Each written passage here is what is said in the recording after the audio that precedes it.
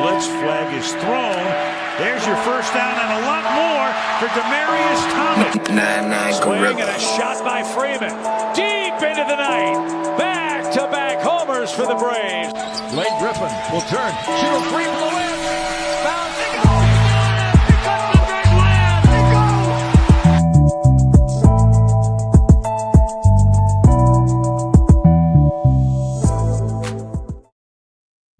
All right. Good evening. It's Tuesday. You know what that means. It's time for the number one sports podcast in the world. It's time for Sports4U. Live on YouTube. I'm John. Mark Nick Freeze on the way. It's Tuesday. My boy Cody is in the house. Ballers and Briefs is in the building. Once again, repping for the H-Town right now. That, boy. Oh, Texans, man. Oh, we're going to talk about them boys. Jesus Christ. That defense was giving me nightmares last night. Giving me nightmares. What up, Sam? What up, Sam? All right, Sam's feeling good. The Rams, they made it to the next round. Bella. What up, Bella? Oh, poor Bella. Poor Bella. Bella, we're taking applications. Just want you to know. Yeah. We're taking applications now. Yeah. That's what Howie Roseman said, you too. can say that. Say like with the Houston trend, Jalen Hurts is from Houston, so you can just come on over. Nessa's in the building. Coach's feeling better. What's up, Nessa? Yeah. Howie Roseman said I'm taking applications too. He said, "Let me handle this, Nicholas." So yeah, we got a lot to talk about today on this Tuesday. Obviously, we got us heavily talking about the WildCard Weekend. Look ahead to the best weekend in all sports, Divisional Weekend, and then we got to look ahead a week, 6 nights from now. We got the College Football Playoff National Championship. So make sure you hit that subscribe button right there for Sports4U. Make sure you subscribe to Sports4U on YouTube. Of course, you can like us on X, Instagram, TikTok, at Sports4U Podcast. You can subscribe by scanning this QR code for Sports4U on YouTube. Make sure you find Ballers and Briefs on YouTube and on social media as well at Ballers and Briefs. And, of course, you can subscribe to Culture Clash Network right there. And, again, go support our girl, Faith. She's getting back on her feet. That I'm going to lead out there also on that's my girl Faith's QR for her GoFundMe. Shout out to Knowledge Dynasty, who I will be with on Saturday, as we will be doing a watch along for TNA Wrestling's Genesis, which is going down in Nessa's backyard of Dallas. So, and is there going to be a phenomenal one showing up? Yeah, he'll be there Thursday for the big premiere. As you know, TNA is moving to AMC, so the phenomenal one, the GOAT, Mr. Alan Jones Styles, will be in the building Thursday for the premiere of Thursday Night Impact. What's up, Muhammad? We're gonna talk a lot of sports. We're gonna talk a lot of sports, Muhammad. A little bit of everything. I mean, we're gonna talk about everything. It's take your daughter to work. I know that we both have died, so I just took mine home. But she'd be around. But I guarantee you'll see her. Mine is like she keeps peeping in. Like she got this little mask thing, like a head mask thing, and she's like got it on, and then she's walking around in black clothes like she's a ninja. So. She's that's why she keeps popping in and out in the dark. And then it looks like she's gonna be like one of those jobbers, like on in wrestling, that they're gonna just job out to somebody, or they're gonna massive reveal. So here comes Trunks with the bang bang. Oh boy! And then Sports says, that's my sister. So I will. She loves her auntie. Yes, my auntie in the building. So yeah, let's go ahead and get to what was the big story of the day? We're also going to recap all things from WildCard Weekend, but let's just go ahead and start there with WildCard Weekend, and then we'll get into some couple of NBA news and notes, and then we'll get back more into the football as the guys get here. But yeah, WildCard Weekend was crazy. It was a crazy WildCard Weekend, and obviously these 6 games were all, until late last night. Obviously, and then late in the Sunday night game with the Patriots and Chargers, all these games were nail biters. So yeah, we're gonna start there. Let's go ahead and obviously go to the most recent game, and that's involving Cody's Houston Texans getting a dominating W on over the Pittsburgh Steelers last night, 30-6. It was a close game for the most part. But then the Steelers defense, that big fumble recovery touchdown from Sheldon Rankins. And then obviously that put it to bed, and then obviously another touchdown. But obviously that put it to bed, and then of course the pick six that ended the game. Bullock, yep. So just want to say this is crazy. We bucked two trends last night. Now the Pittsburgh Steelers were 21-0 in Monday night football games in the last 21 that they've played. And we were 0-6 in the playoffs on the road. So I like to give myself a good pat on the back and say, and Pittsburgh Steelers fans, I mean, I have a lot of friends that are Steelers fans. You're welcome. You're welcome. Just want to say you're welcome, because most of y'all were clamoring about the standard ain't the standard no more, and you're welcome. Yeah, we're gonna talk about this guy because he's gonna be the main topic. He's gonna be a huge topic tonight. So yeah, I got everything. Let's ride crap though, Trunks. I see what you're doing there. As I said, this wild card has been insane, but no Philly, no KC sounds good to me. Sorry, Bella. Obviously, I know Sam. Oh yeah, Sam's celebrating today. Well, yesterday was a 10-year anniversary that the Rams moved back to LA. It was 10 years. It was 22 years too long. As a person who was born and raised here, it should have been done. Alexa, the Chiefs said, "Let's go Bears, boo Packers." That's what Ben Johnson said too. Alexa, that's what she said too. But yeah, let's go there. Your boys last night. This defense, D'Amico Ryan's having. Obviously, we've talked about it all year long. Our squads played each other in a defensive battle earlier this season. Yeah, and obviously, you guys were neck and neck with the Giants to try to win the division, but everybody talks about how great this defense was. And if y'all hadn't seen the Texas game last night on the National Spotlight, you got to see why this defense is so good, led by Will Anderson Jr., Daniil Hunter, Kamari Lassiter, Derek Stingley Jr. It was just y'all made life pretty miserable for Aaron Rodgers last night in that Steelers offense. That whole line couldn't do anything, unfortunately, and it clearly showed. For those who have never seen the Texans throughout the season, and obviously they've seen them really in the last couple of weeks on the National Spotlight, and you might have seen them on Thursday Night Football. Why is this defense so dominant?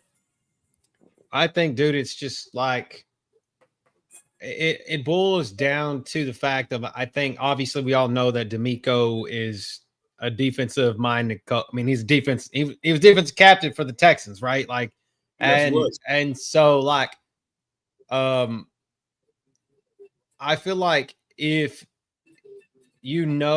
Texans, like, I think a handful of people, just generic NFL fans, if you ask them to name 5 Texans players, I would say 5, or from all time, I think probably 3 of them are defensive players, probably, or at least the first one that comes out of everybody's mouth that's not a University of Miami fan is probably a defensive player. And I feel like that's kind of just been our identity for years.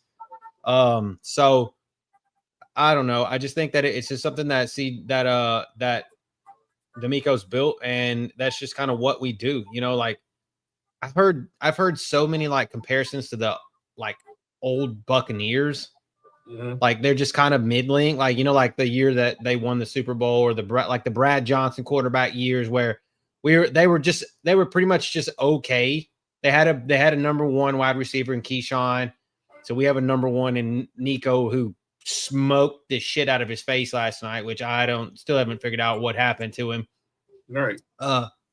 And then they had a good run game. I mean, an okay run game with Mike Allstott. But other than that, it was just like based around that really good defense with Derek Brooks and Warren Sapp and Rondé Barber and John Lynch. You know what I'm saying? So it's kind of like that's what won them ball games, and that's kind of what we're doing now.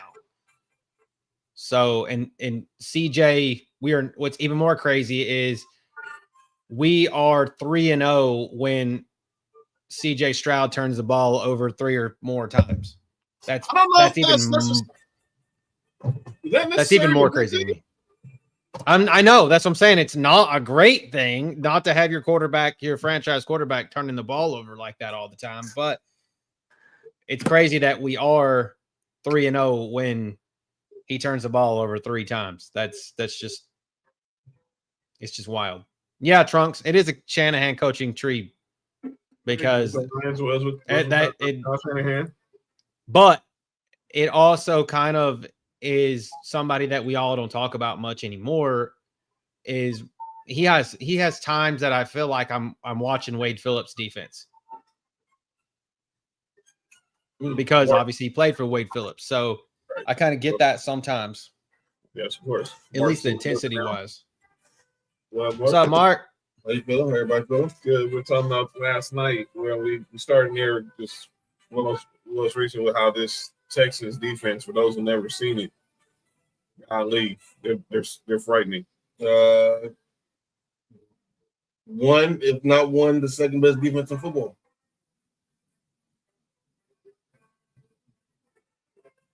That's the best way you can put it. I'm still just at a loss how it's like they keep saying, I mean, y'all's defense in Buffalo is like the best pass defense because your run defense is just total shite. So, which gets, when we get to Jacksonville, I have a couple of questions about Jacksonville. That was, and obviously last night, y'all get the win last night. Y'all now advance on to place the Patriots Sunday. Artie Smith going to be a head coach? You guys think Artie Smith's going to be a head coach again? No, he's not. No, our boy Justin was trying to figure out why he's still offensive coordinator. I think it's because his dad owns FedEx, but that's a whole nother conversation. I mean, he did get a head coaching job interview, or he has a head coaching interview for the Tennessee Titans, which just totally would just make my life hilarious. I would love that. Please go back. Yeah, go back, Tennessee. Please go be the head coach of Tennessee. Arthur Smith, who's still the current offensive coordinator of the Steelers, is now of course interviewed. Oh, we'll get there. We'll get there. Oh, we're gonna get there in a second, Panda. Don't worry. We'll get there. You know we're gonna talk about it. But let's talk about the big story that came out of today's out of WildCard Weekend, and it broke about earlier today. Obviously, because of the damage Cody's Texas did last night, it officially ended a 19-year era as Mike Tomlin officially stepped down as the head coach of the Pittsburgh Steelers. 19 seasons, no losing seasons, 2 Super Bowl appearances, 1 Super Bowl championship, and now he moves on to the next chapter of his life. Go read the statement he released. Obviously, he's grateful for his time with the Steelers and the Rooneys. Obviously paying homage to them for their role with the Rooney Rule, which pretty much was the reason why he ended up becoming the coach of the Steelers. Because a lot of people forget when Mike Tom, they was going to hire Ken, they was going to just promote Ken Wisenhunt to be the head coach. Obviously, he was because of his relationship with Ben Roethlisberger, but obviously, the Rooneys hadn't interviewed a minority yet, and everyone's like, we should go interview. He was talking about this defensive coordinator in Minnesota named Mike Tomlin. So Mike Tomlin goes in there, and he pretty much wins the room. I mean, he's very super charismatic.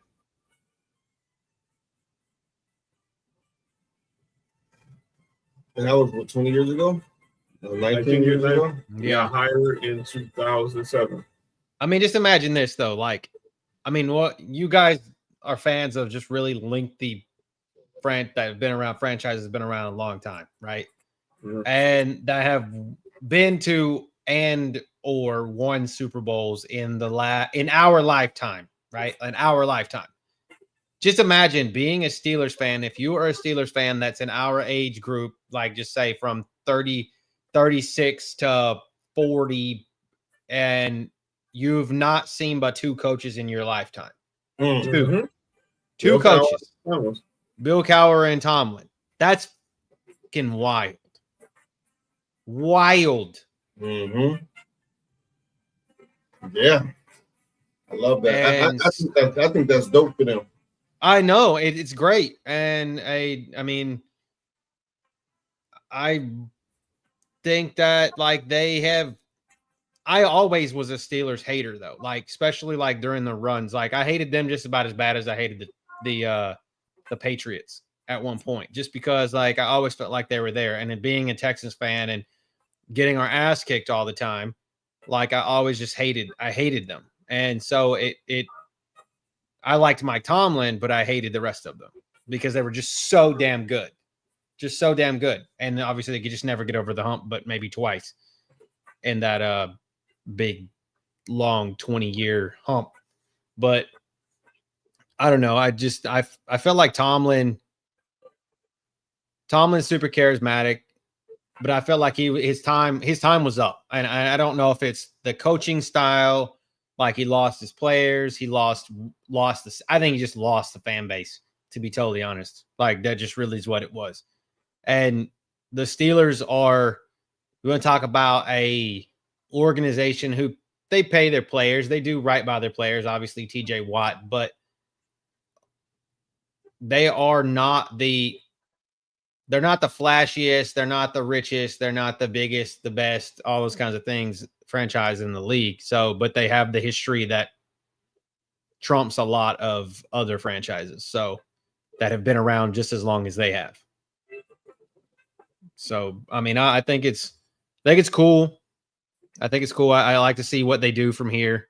Mm-hmm. Don't be lazy as shit and promote fucking Artie Smith or some shit like that, because that would be just career suicide. But I don't know. I see it going. I saw this today. You know, Mike McCarthy's from Pittsburgh. He's an offensive guy. Mm-hmm. I feel like he fits. But only problem is he's in his 60s. That's the only thing. Because they don't fire coaches there. And the thing is, you go with a guy like Mike McCarthy, it's kind of like the same. It's kind of looking like the same if you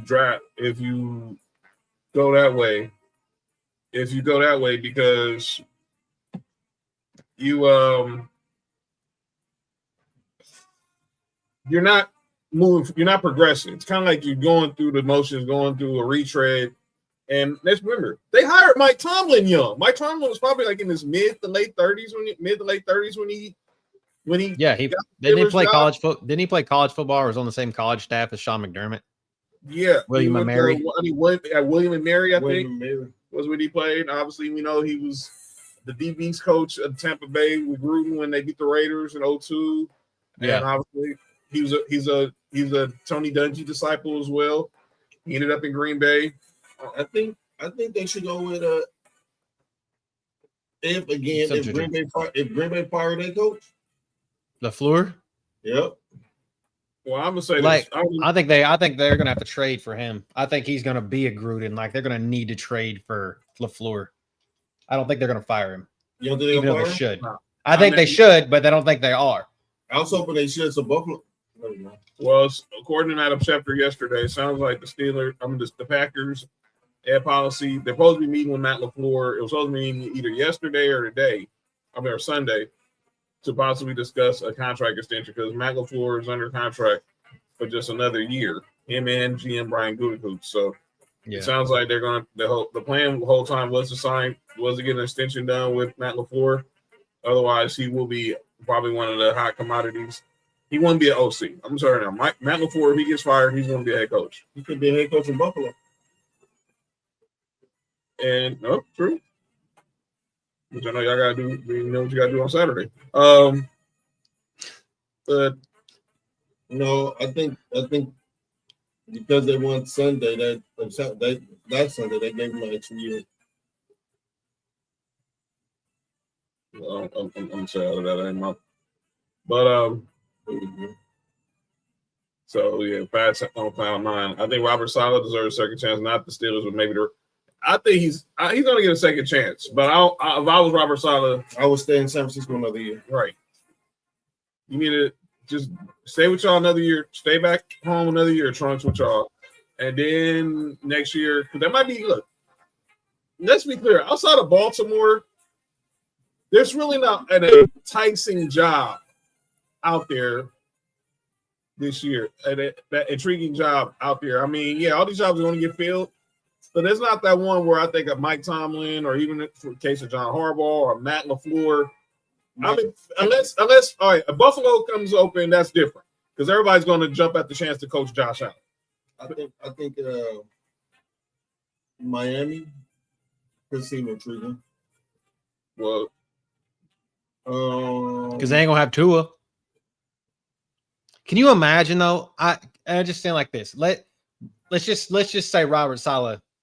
Just say Robert Saleh is the next head coach somewhere. The people that could take offensive coordinator jobs under him, Mike McDaniel or Cliff Kingsbury. My God, those two just getting to worry about being offensive coordinators and not having to worry about being coaches, head coaches is insane to me. Like that they're just letting them go. Like I think that Cliff Kingsbury in Baltimore as an offensive coordinator for Lamar Jackson would just be unfair. Well, we know there was some speaking of offensive coordinators. We'll get back to Tomlin in a second. There was a couple of offensive coordinator firings today. This one, no brainer here.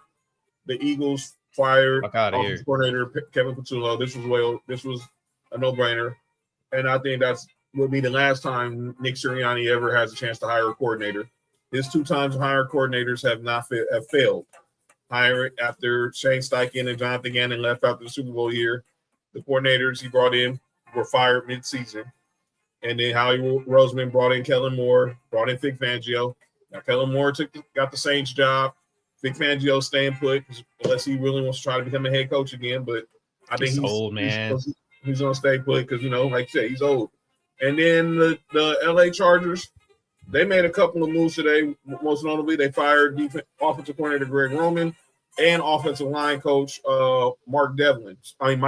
So let's go back to Patullo. Everyone looks at the Eagles' offense failures behind him from everything.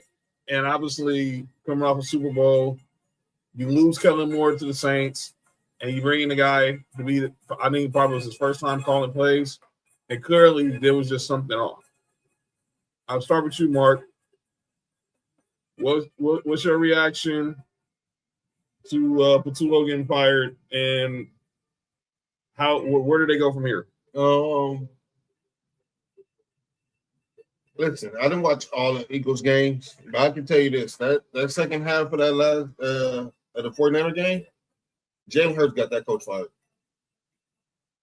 It was a few plays that Jalen Hurts missed. And I'm not even talking about the AJ Brown drop. I'm talking about throws that he missed, receivers that he missed. That if he makes the right read or he makes the accurate throw, Philadelphia might win that game. Has he regressed? Jalen Hurts? Yeah. No, he's been the same quarterback we always been. Told y'all, I don't know why everybody don't listen. We've been saying it. It's one of those things I can't say. I just had to ask if he was aggressive. He's not a superstar. He's not the superstar everyone tried to make him out to try to lie to me and Mark about during the 2 days, Cody. He's not that. But what I will say is it was way too many games this year for the Eagles where the second half of the game produced nothing. 17 yards on 17 plays 2 games ago is against us. And up until that last drive, they didn't do nothing Sunday against the Niners. It was like at least I think they said like 7 games this year where they had under like 50 yards in the second half. That's too many times that can't happen, especially with them weapons that you have, with the offensive skill set players that you have. That can't happen. So that's going to fall on the coach. It's not going to fall on the head coach. You can't fire him. Like he's won a Super Bowl last year. Yeah. Patullo is the guy that got to go. I just think that team is. Oh no, I feel like they're not that the window's closed, but like their window's closed. If that makes any sense, like it's not that it's closed, but it's closed at the same time. Like it just they need to fix problems that aren't Kevin Patullo problems. I feel like that they have. When you have a defense that's as good as it is, they shouldn't be. It's like ours, man. Like our offense sputters at times, but the Eagles' offense is supposed to be way better than ours. Oh yeah, on paper it is. Yeah, that's what I'm saying. Like they're supposed to be way better than us, but like, what the fuck? Yeah, it is. Shout out Christy in the building. Fat. Like, what do you mean? I picked your Bears. Hey, we got the picture right here. Because I was pissed off. Because everybody picked the Bears. About to scream at you. I was in the group chat saying that I was gonna fucking scream at you because y'all were playing like shit, and I'm like, Fat's gonna hear about this. The one time I picked the Bears. Yeah, so and obviously now they're talking that they're going to reach out to Cliff Kingsbury. They're going to reach out to Kevin Stefanski, blah, blah, blah. Obviously, they're probably going to reach out to Mike McDaniel. Howie Roseman just basically said this. I'm picking the coordinators you coach. Because when I picked them, we've gone to the Super Bowl and we won. Or let me do my job. This is what happened with Chip Kelly. Chip Kelly trying to think he was outsmart Howie Roseman. And look where Chip Kelly's at. He's at Northwestern now. Howie Roseman is arguably the greatest executive right now in the game right now. Oh yeah, probably got to be top 3 at least. Yeah, so right now and then like I just stated, the Chargers, they make the news today, the move to fire Greg Roman, their OC, who's been with Harbaugh in both San Francisco and with the Chargers, and then they also fired their offensive line coach. And he was with John in Baltimore, too. And, of course, with John Harbaugh in Baltimore.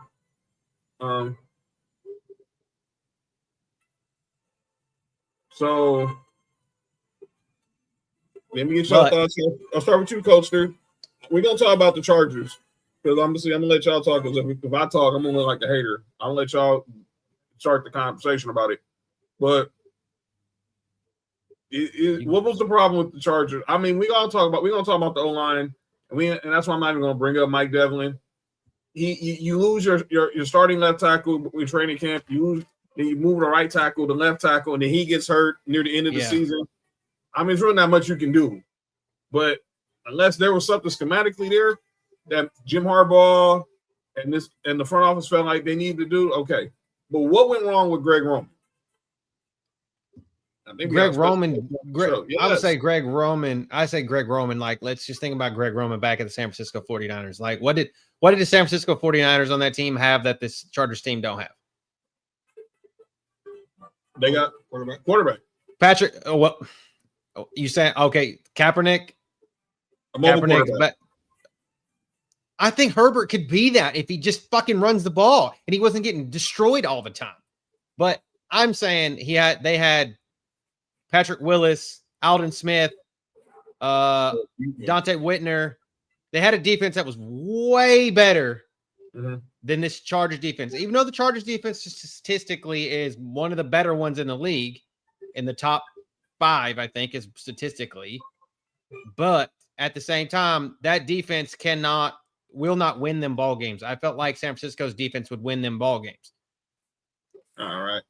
I felt like that was part of the problem, and Roman made up for that and then again, of course, Kaepernick made up for that as well. I mean, even Alex Smith was good under Roman, pre-Kaepernick emerging as the quarterback that we saw. But I don't know, man.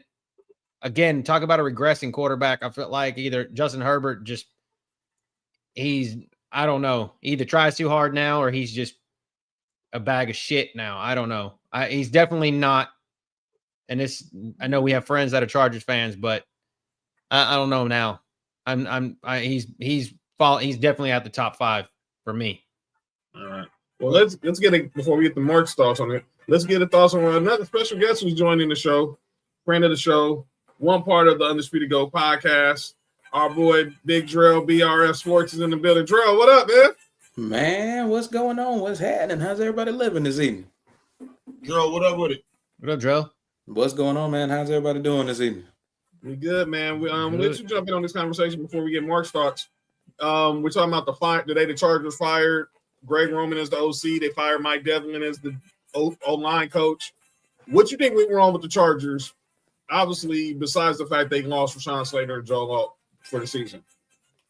Honestly, with the Chargers, I think that was one of the biggest things because, I mean, when you have two anchors like that on your offensive line, it really sets the tone for like the rest of your guys up front. You know, it's like the guards in the center is like they couldn't compensate for losing two guys the caliber of Rashawn Slater and Joe Alt. So I don't know. I kind of feel like I'm kind of surprised that they did this. But then again, it's like, I don't know. Oh man, because you know, after the Patriots game, everybody's like, you know, Justin Herbert's not this, Justin Herbert's not that. Like, I still think Justin Herbert is still among the better quarterbacks in the league. I just think it's one of those situations where it's just like in the playoffs, he just has crappy luck and he doesn't play well. And then just is you know, every generation has those quarterbacks like that. It's like they go off in the regular season or they have good regular season, and then come playoff time, it's just like, you know, it's like Cinderella going to the ball with the glass slipper on, and then you take the glass slipper off, bam, it's the pumpkin again. You know, everything goes bad. So it's kind of one of those things where it's just like, you know, like I said, every generation just got to have like one or two of those quarterbacks that are just really, really good. But for some reason, they get to the playoffs and they can't get it done. And unfortunately, right now, as Justin Herbert, now can you attribute a lot of that to that offensive line? Like, I mean, they were horrible. Like, that man was running for his life all game. And like once that Patriots pass rush, just that front seven, once they just kind of clicked and once they got everything rolling, it was just like you kind of had a feeling it was coming. Like you kind of had a feeling that snowball was coming because that offensive line, they couldn't. Oh boy, like you couldn't pay him enough money to stop any of those guys on that New England pass rush. Milton Williams was just. Boy, Milton Williams just sunned every single one of those interior offensive linemen the way he was playing in that game. I mean, it was ugly. It was ugly. He made his money. He did. His money worth. He made his money worth. I can say that. He really did. Milton Williams ate them boys alive like that, particularly in that second half. That was like, I mean, the only thing you really say is just, you know, you won't just. I hope he can, you know, get better come playoff time, but you know, hey, until he shows up, I mean, it's just we kind of got to deal with what we got on tape. I mean, he's not good in the playoffs. I mean, it is what it is. I mean, you can make excuses, but sometimes come playoffs, sometimes you do have to kind of like rise above. I lost it. Hold on. You kind of have to rise above sometimes. Like if you got a deficiency here, a deficiency there, if you want to be among the elite quarterbacks, sometimes you got to rise above that. And he just haven't been able to. Go ahead, Mark. Y'all know the group chat. I would want to. It's the offensive line part, like right after the game, and then some of the film from the all 22 of that game came out. Mm-hmm. And it wasn't all the offensive line part. Mm-mm. I said it like there was some plays Justin Herbert left on the field. The second play of the game should have been a touchdown, and he's running that way where Ladd McConkey's at, and we don't know what he's looking at. We don't know what he's doing. Like you said, like Drew said, there's plays like that. I think that some of the elite quarterbacks will make. You'll see a Patrick Mahomes make that play. You probably would have seen a Lamar Jackson make that play. If Joe Burrow was here, you'd have seen him make that play. You probably would have seen Josh Allen make that play. That's the difference in some of these games. As far as offensive coordinator getting fired, that's you know, we knew that was coming. That offense looked awful yesterday or that Sunday. It looked awful, and it's more than just the offensive line. It was way more than just the offensive line. The offenses look horrible. Well, let me go ahead and talk because everybody gonna look at me like I'm a hater because I'm a Broncos fan. I'm gonna say what I say. You're a Broncos fan? Yeah, I don't know if you heard about this, but yeah, let me say this. And I'm gonna just call it what it was. Justin Herbert, he's gonna have to go look. Like Nick said, he's gonna go and look in the mirror and I said this to Kenzie, and I wasn't trying to be a smart ass when I said this. Had the Chargers got to the now he's different. My boy Kenzie's a Chargers fan. He dies easy on them. Nothing they can do no right or do no wrong in his lives to depend on what day of the week it is. Yep. Had they got to the Super Bowl, we've been talking, and granted, I know Chris Collinsworth put how low they are on Pro Football Focus. But had they got to the Super Bowl, had they beat New England, because they would have playing us, because they would have been playing us if they beat New England, then y'all would have been playing the Texans. Which would have been great because we'd have got a home game. Is that? Yeah, that means y'all would have got a home game. Crazy. 5 versus 6. This is insane. But it would have been like this. Though they overcame losing Rashawn Slater 5 days after he signed his new contract. Joe Alt moved from right tackle to left tackle, and he overcame that, and they had to go trade for Trevor Penning and all this other crap. Now, I'm not giving the O-line a pass. The O-line was a freaking turnstile on Sunday night. And like y'all said, Milton Williams, I bet the Eagles wish they still had him. I mean, he would. It's not like the Eagles D tackles played bad. So I mean, I'm pretty sure they did what they are. Yeah, that be true. But golly, he ate that O-line for lunch. But here's my thing. Justin Herbert got to know. Look, he started seeing ghosts. Because Mark said, if you go watch the All-22, there were some plays he left on the field. When he was under duress, it's understandable when you're playing against a Mike Vrabel, like a Mike Vrabel defense. But when he wasn't under duress, he left a lot of passes on the field. And me and Marcus thinking, like, what could they have done? Like, could they throw some shorter routes? Or then, obviously, the run game, Vidal didn't – I mean, they can't really get the run day established. Obviously, Omarion Hampton was hobbled with the ankle injury. They tried to go to Vidal. He just didn't have it. I mean, he had 31 yards, but he was only getting like 2 yards a carry. But no push, man. There was no way that O-line could hang with this O-line defensive front of the Patriots. So I'm not shocked Greg Roman got fired, but eventually Harbaugh's going to have to go out there and find him another OC now. So now he's going to have to figure out, is it going to – the Cowboys don't know what – wait, the cold weather did probably play a part in it, but let me be clear. The score was still before the touchdown, it was still 3-6. Don't know what ice is. That's crazy. Don't know what. Hey, yo! I just read that. That is hilarious. Yeah, that's crazy. They really don't right now. Well, you notice I read that comment, and right when I got to the end, I had to look down. I was like, oh damn. Yeah, be careful. I don't know who's watching. Yeah. Oh yeah. The Bears, Jay. They're doing their thing. But yeah. Now they go out there. They have to go out there. There's going to be plenty of OCs available for Jim Harbaugh. But Justin Herbert now. Who fits him though? Like who fits the Jim Harbaugh type? That coach that got fired in Miami. McDaniel. Sorry, McMahon. Mike McDaniel he's that mad scientist type. Yeah, lots of motion, he'll run first if he has to, like run the ball. I think it works. You just got to. Oh no, I don't know. The Chargers have weapons over. The Chargers have weapons over there, so they're in a good spot. They just need to keep the offensive line healthy. Honestly, this is how I feel. Like if the Chargers would have hired like Mike McDaniel, the player who I feel would benefit the most with a Mike McDaniel hire is not Justin Herbert, it's Omarion Hampton. Yep. Mm-hmm. The way he uses Devin Achane in that offense, yep. Omarion Hampton seeing the Mike McDaniel get hired would probably be licking his chops, putting like motion, catching the ball, running the ball. Oh man, Omarion Hampton sees Devin Achane and he'd probably feel like, oh man, I know I can have a field day at this. Well, we know Spanos.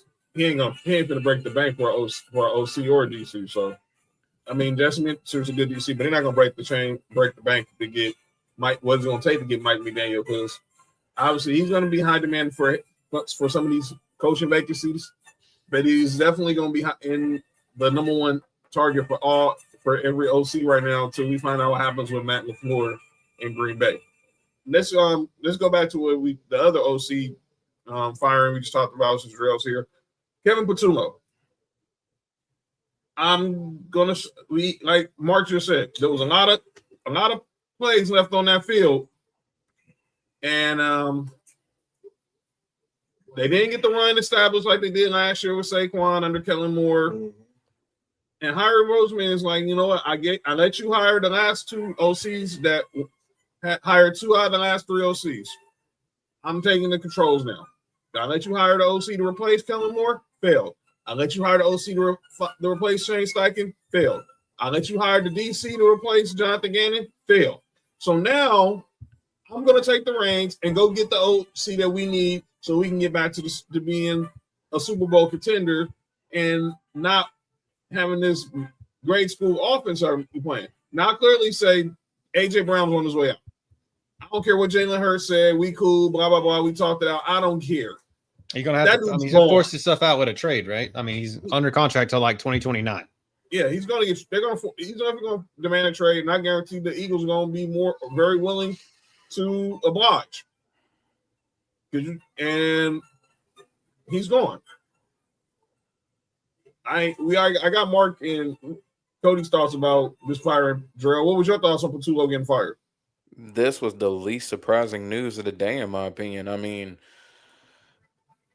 you like the regression of the Philadelphia Eagles offense really kind of, and Jalen Hurts' regression it all kind of revolves around Kevin Patullo's play calling. I mean, I never thought the biggest quarterback discussion of the year was like, where do you place Jalen Hurts as far as among the best, quarterbacks in the league? Where do you rank him?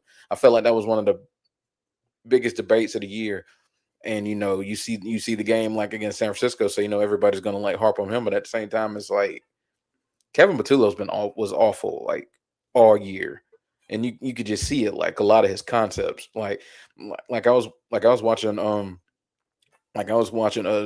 gonna shout out Trent. I was watching his podcast earlier, and one of the guys on there made mention on the play that clinched the game for San Francisco, he called one of the most simplest route concepts. He pretty much called 4 verticals on that 4th down. I mean, yeah, that's exactly what he ran. Yeah, where's your on a 4th down like that? You got to get a little creative, you know what I'm saying? Get someone in motion, run a drag, a sluggo, run something that will allow one of your guys to at least get open so Jalen Hurts could possibly make a play.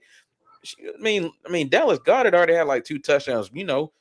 Run like a pick play. Just run something more creative than that.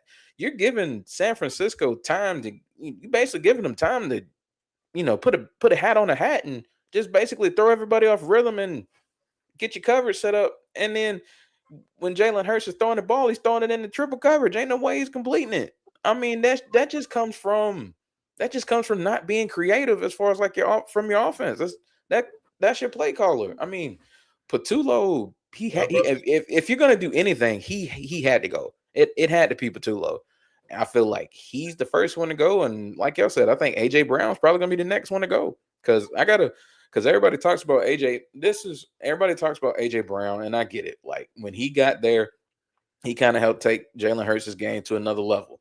But I got a stat that I found. Well, 2 stats. This is the win record for the Philadelphia Eagles as far as AJ Brown, because y'all notice when they tried to force feed him the ball, he didn't win as much. Games where he had 10 targets or more, the Eagles as a team were 11-10 win record wise. Games that he had less than 10 targets, they were 30-9. So it comes from the Eagles work best when it's Saquon, play action. Jalen Hurts is just, he's distributing. Time out. He's distributing. Time out. I'm sure I've heard that on this show before, right? Yep. Y'all want to know who said that? Drill? Cody? Y'all want to know who said that? This guy right here. I've been saying that AJ Brown is a fraud Eagle, but no one would have listened to me for the last 2 years because that bastard's lost me so much money in fantasy football because he just ain't it. I ain't it in Philadelphia. He needs to go somewhere where he is it. Exactly. He ain't it in Philadelphia. It's just not. He's not. Exactly. He made the point right there. He's got to go to a team where he knows he's the alpha. Either there are absolutely no receivers that can be as efficient as him, or the running game is just so bad that they have to like force feed him. I mean, the Eagles work best when that offense run through Saquon Barkley and Jalen Hurts can distribute the ball to everybody on the team, where it's not A.J. Brown just getting all the targets. Devontae Smith is getting some. Saquon Barkley's getting targets out the backfield. Dallas Goedert's getting targets, controlling the middle seams. Third man wheel wide receiver that's out there, Jahan Dotson. Jahan Dotson gets up there every once in a while and makes a big play out of the slot. That team works best when it's centered around Saquon. I mean, the proof is right there in the pudding. And the records I gave, when you're force feeding AJ Brown, yeah, he's getting his numbers, but you know what happens? He's easier to bracket. And if you're not getting anybody else the ball, it just puts the offense in a complete rut. They work best when everybody's touching it, because you can't single out anyone when everybody's getting it. It's mainly Devontae Smith. When he's efficient, when you have to worry about him, you can't double cover anybody. You have to worry about every single person. When he's getting targets, who are you going to guard? Yep. I mean, I'm just saying. Right, Mark. Take a victory lap. It's going to be 3 laps. He said the same. That's true. You can just look at the team and watch him play. It usually go like that for most teams. If they have the star receiver, when you start force feeding them the ball, the offense start looking bad. That's right. Before Stephon left Buffalo, look what happened. That's right. They start looking bad when you start forcing receivers the ball. When you spreading the ball around, and then you can hit your big stars for the big plays. That's what should happen. But I'm not the offensive coordinator over there, so that's a good call, Drill. Yeah. So let's go so that's there. And then obviously we talked about it just now. Mike Tomlin, no stepping down. We're not going to talk about. Well, we are pretty much self-explanatory that, but I just want to get everybody's thoughts. What y'all think is next for Mike Tomlin? I'll start with you, Mark. I think he go wait until all the coaching jobs presents itself. If nothing is look like he won't, you'll probably see him on NBC next year. What you think, Coach? Isn't he real good friends with Jay Glazer?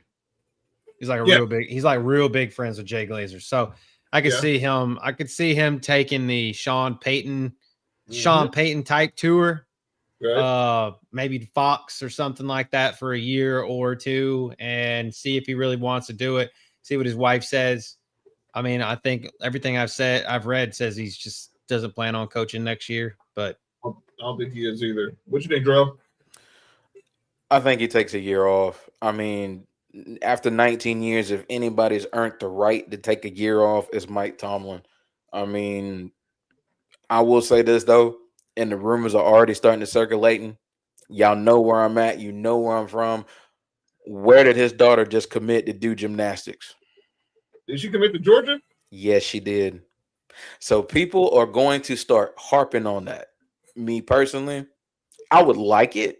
I think Tomlin here would be a good fit, but at the same time, I feel like they're going to go in an offensive-minded direction as far as the Falcons with their next head coach. Mm-hmm. So, if I'm Tomlin, I take the year off. I let the dust settle, and then you see what other opportunities might be out there in the next year or so. I think he's taking a year off, to be honest with you, though.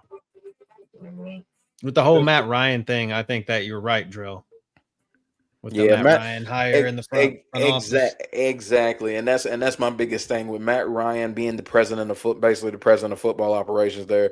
The way he played football, the way he played the quarterback position, he's going to want somebody there, more of an offensive mind, a guy that's really going to focus on getting all the playmakers involved, whether it be Drake. I think they franchise Kyle Pitts. I think they keep him. I mean, dude made second team All-Pro this year. He's earned the right to at least get franchise tag and play on the franchise money, which is, I think it's roughly like $15 million a year for the top 10 tight end average. That's good. That's actually really good money for Kyle Pitts when you consider that he had like 88 catches, 900 yards, 5 touchdowns. That's actually decent money for him when you consider the year he had. So I could really – I don't know. I think with Matt Ryan being there, they probably looking at more the Kevin Stefanski, Clint Kubiak kind of hire, like an offensive minded guy. Me personally, I think if I was Matt Ryan, I'm taking a long, hard look at Clint Kubiak. because I look at how that Seattle offense is running. They do a lot of similar concepts to what the Falcons do. I'm looking at Clint Kubiak hard. Yeah, right. Ladies and gentlemen, walking into the studio one time for the one time. We continue this talk on NFL. The one and only Nick Breeze is in the building. Nick, what up, brother? What's going on, man? All right. Nick, we here. That ain't Big Freeze in the building, is it? Oh, that is? Yeah. What it do? Oh, shit. We all Yeah. know when these two were in the same building. Just wait Tony, what up, bro? What up? What up, Nick? What up? All right, Nick, let's get your thoughts. Here? All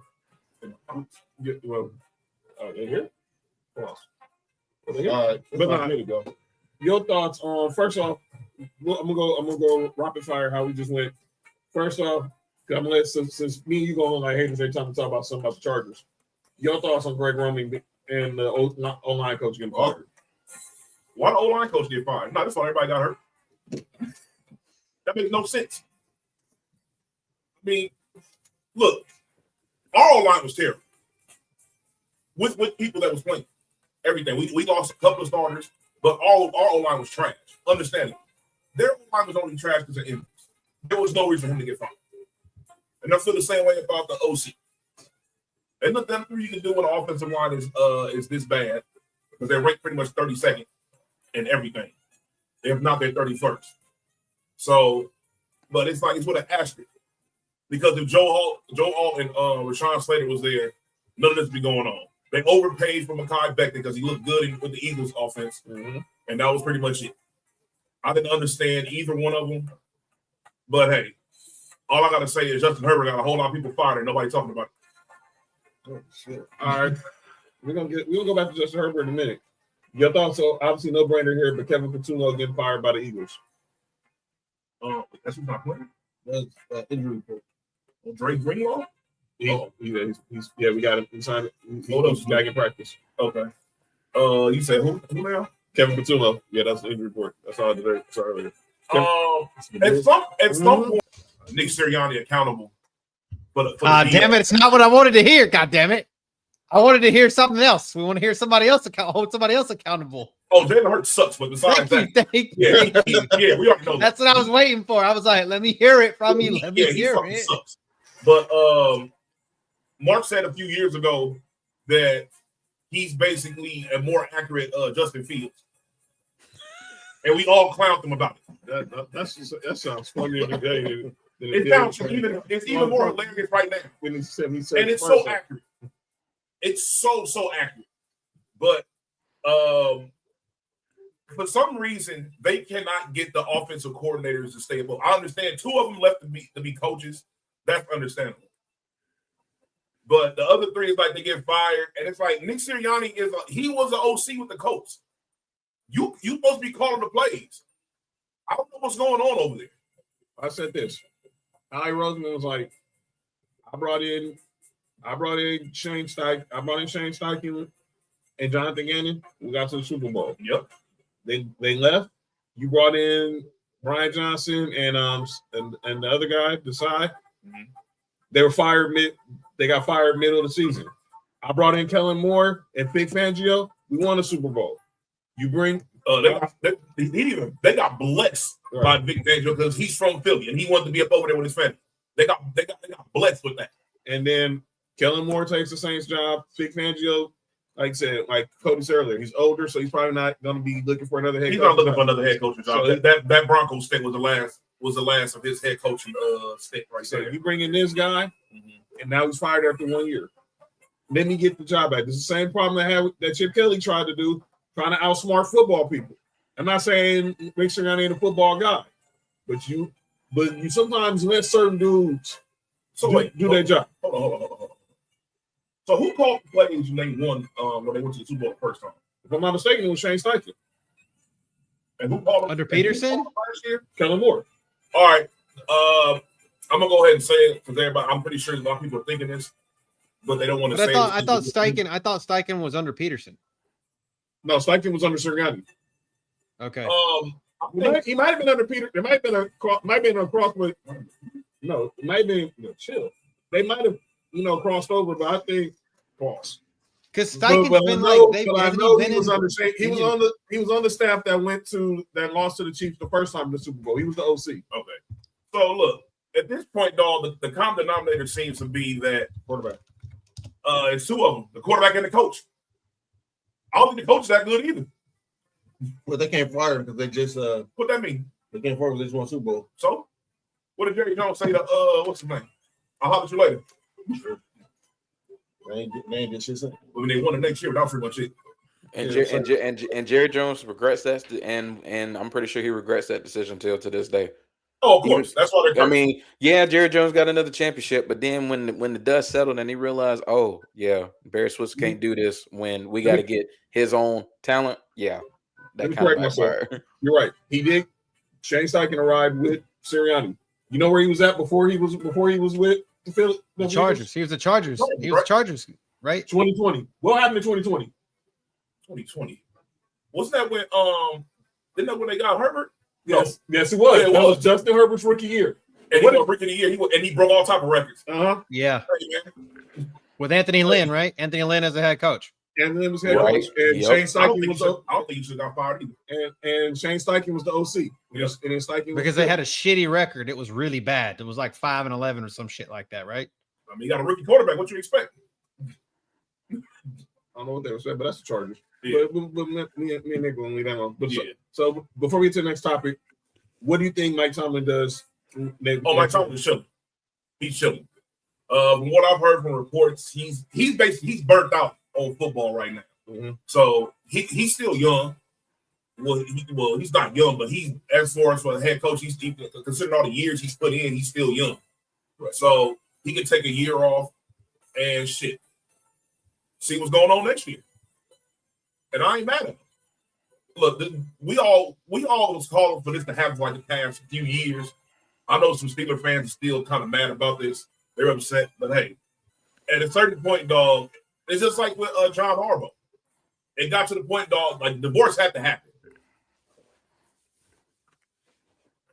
He said he thinks he takes over KC when Andy Reid retires. Man, that'd be crazy. Oh, Mike Tomlin. nah. Nah, I think that job's going. I personally think that job's going to. No, it better not. Man, that is trash. It better not. That's when I heard the Raiders trying to talk about interview. I'm like, oh, shut the fuck up. Andy Reid and a lot of people interviews. That's all that is. What the hell is going on in this commercial? I don't want to find out. All right. Get the owner of the dogs. Wait, time out. Hey, what was the name of the video where you used to do the show based with the fucking with the Tigers and all that? No, that is not Siegfried and Roy, dog. Siegfried and Roy? Siegfried dog, didn't he? No, Roy got attacked by the tiger. Oh. Why did you look at me when he said that? Why did you look at me when he said that? He did though. Why? One of them. All right, go ahead, John. Nah, all right. So he didn't get attacked by the tiger, unfortunately. He almost died. He did almost die though. Siegfried is dead. No, Siegfried is dead. Yeah, Siegfried actually did die. It was COVID. He died in COVID during COVID, yeah. Wait, they both gone? No, Siegfried is. He was like 80 years old though, bro. Like he was like 80 something years old and died during COVID. I knew it. I didn't know Siegfried had died. No, I mean, only thing I knew with Roy was after that incident with the tiger that he was probably the pussy after that. No, he was before that too. Hey, bro. Something's wrong with y'all, man. Drell, get your boy, dog. Hey. Drell, get your boy, man. Hey, I thought he was for sure through with pussy. Oh, wait up. Yeah. Take that back. Yeah, they're both passed. They both passed. Yeah, I'm thinking that, yeah. I thought Roy was gone, man. They both passed. RP. Yeah, RP. Well, man. Yeah, Roy. I guess Roy did die in 2020. I see that now. Mm-hmm. Yeah, he died first, and then Siegfried died the next year. Harold was Asian. Bam. What the hell? Go ahead, John. All right, let's go to some NBA news and notes. Lord. I don't know what's wrong with Mark, man. But What, me? The Kumar? What the heck? Like, the Kumar is wild. No, not Kumar was.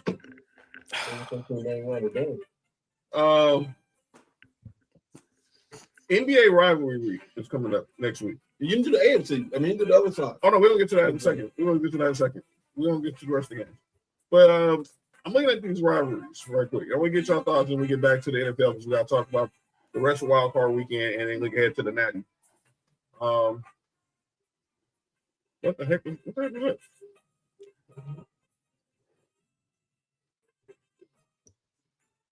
All right. So next week, NBA rivalry kicks off. And I'm gonna let y'all see how y'all feel about some of these rivals. We'll talk more about them next week as well. But just to get a little thought. Rockets Spurs.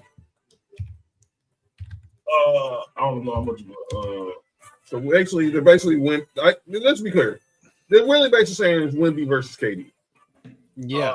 I don't think that's a real rivalry right now. It was like at one point, like in the 90s, when David Robinson and the Dream was there. Mm-hmm. That was definitely a rivalry, but outside that, I mean, it's a rivalry. It's a rivalry in the fact of just the state, in general. But it's very secular. We're very secular anyway. So when it comes to basketball, NFL is a little bit different. David Robinson. So it was, All right, they were getting up out of here. Yeah. And then my Lakers taking on the Nuggets. That is a rivalry because the Nuggets have owned us for the last 5 years. And obviously, everyone talks about Luka and Jokic, but unfortunately, Jokic probably won't be playing this game, which stinks. I don't even know why this is even in the rivalry section. Someone needs to be fired at the NBA office. What? Cavs and the Hornets? Why is that a rivalry? Because of LeBron versus Jordan? Huh? Dog.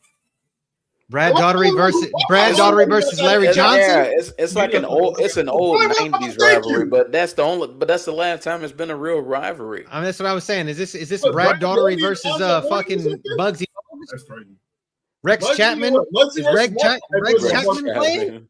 Muggsy versus Mark Price? Where's the rivalry at? Yeah, it's just, like I said, Rex Chapman versus Mark Price. I mean, come on. Brevin Knight versus Larry Johnson? Like, what the I didn't say Hershey Hawkins or David Wingate. We got the Brevin Knight shout out, bro. David Wingate. Or Craig Elo. Call no name. Or Bobby Phillips. Rest in peace. Who won't call no name? Kirby Smart. No. OKC, Milwaukee. Why? What's rivalry about that? Nothing. They're not even in the same fucking conference. Nothing at all. Golden State, Dallas. Why?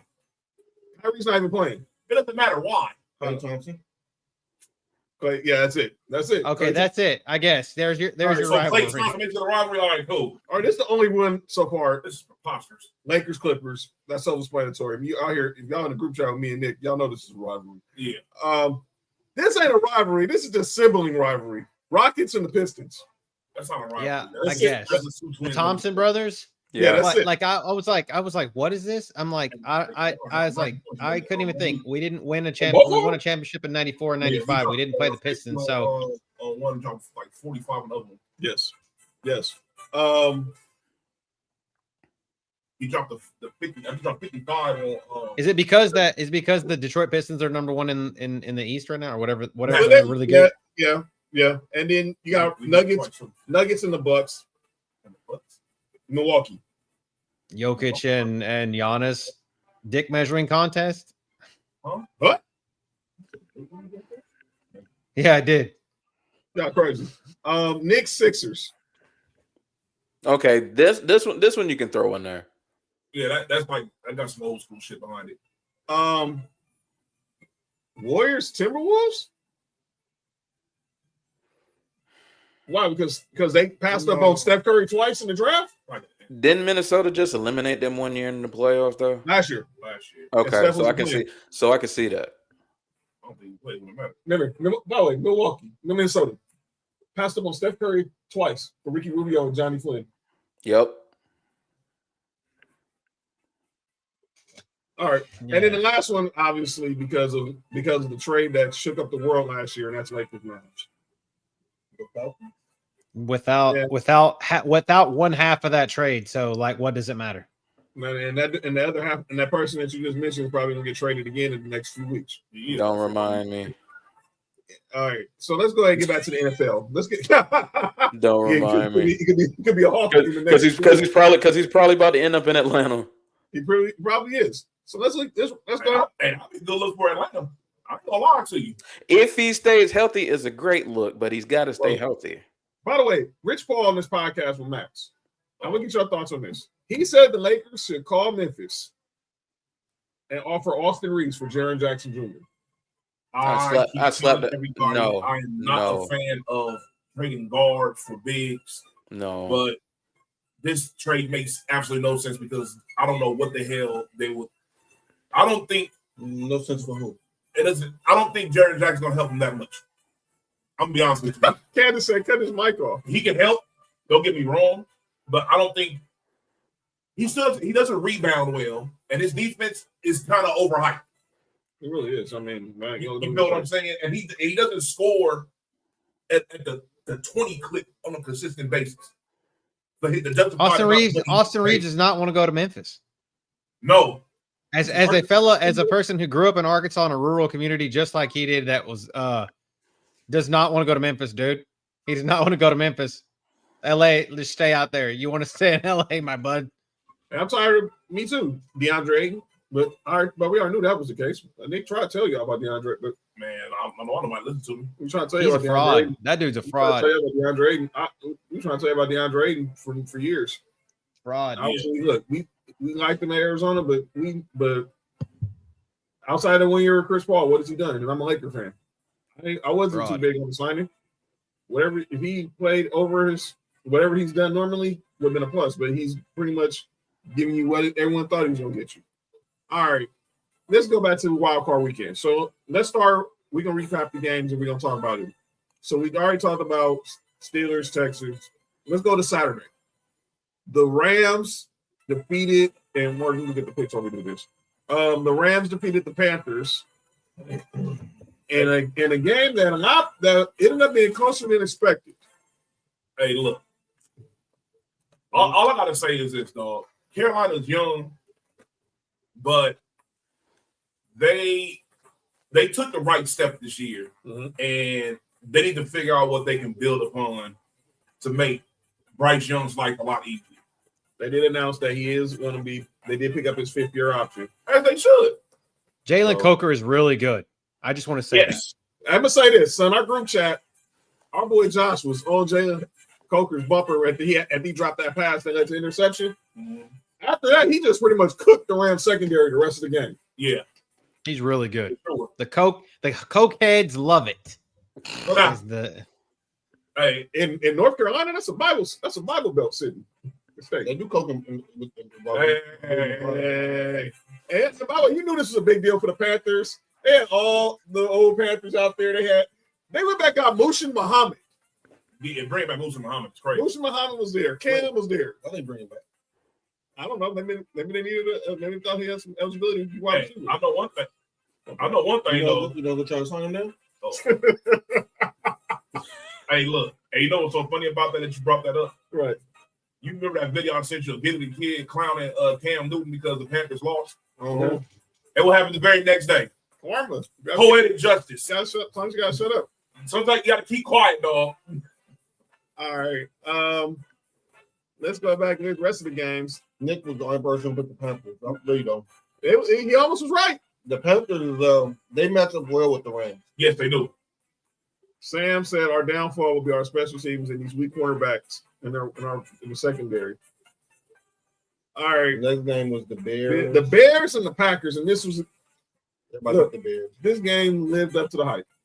And I'm gonna say this: I challenge Ed Policy to let Matt LaFleur be available. Now, right now, he has 1 more year left on his contract. If they don't get an extension done, there are going to be teams calling to trade for Matt LaFleur. Miami? Why does Miami scream that? Because they just got what's his name from there. They got their director of scouting is now the GM of the Dolphins. No, yeah. Never mind. No, if Matt LaFleur ever becomes like available, the Raiders need to go ahead and just figure out whatever they need to do to bring him over there. And he's a McVay guy, so you already know everybody's going on. Exactly. everybody hires anything that's attached to Sean McVay. Yeah. Look at what's his name? Cliff Kingsbury just basically said I was friends with Sean McVay, so he got the job with the Cardinals. Kingsbury? Cliff. By the way. Well, it's like only Zach Taylor's is the only one that's still around. I mean, he was a McVay disciple. Yeah. By the way, why haven't the Chiefs hired Cliff Kingsbury? Exactly. Worst coach in the AFC North still got his job. One of the teams that's going to call about Cliff Kingsbury. Where's Eric Bieniemy? He's the Bears running back coach.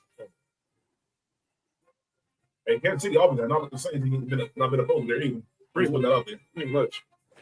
But he had to leave, so he had to prove to people that it's worth. But I mean, he called a pretty good offense when he was over there in Washington. They didn't have no quarterback. All right, let's go back to the rest of the games. Let's go to the Sunday games. Marksville's in a real close game. Got the job done because Josh Allen's great over Jacksonville. And Trevor Lawrence didn't have a bad game, but he made obviously those interceptions were going to be pretty much cost him the game, especially that last one. How about Trey White? The old vet makes the play that set up the interception. Mark Boyd.